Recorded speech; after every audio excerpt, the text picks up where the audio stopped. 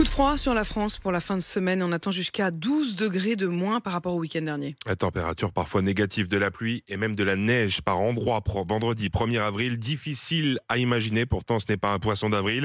Un coup de froid qui arrive en pleine floraison des arbres fruitiers, suffisant pour aviver de mauvais souvenirs aux professionnels du secteur, impactés par le gel il y a tout juste un an. Dans les vergers, on s'inquiète. Reportage dans le Rhône en alerte, Vincent Chevalier.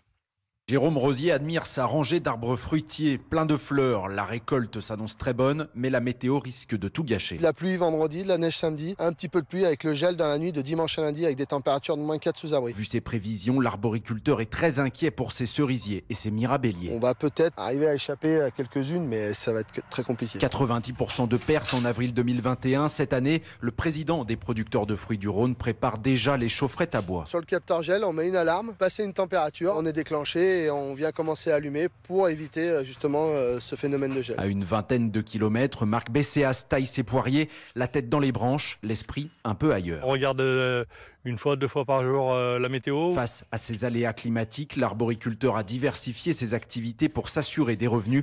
Désormais, il cultive aussi des légumes. S'il y a une grêle ou quoi que ce soit, on fout tout en l'air et on met des plants rapidement. Les fruits, quand c'est tout gelé ou tout grêlé, c'est fini pour la saison. S'ils sont impactés par le gel, ils recevront de nouveau des aides de la région et de l'État. Mais ces deux professionnels le disent, elles ne compenseront jamais les pertes de toute une récolte.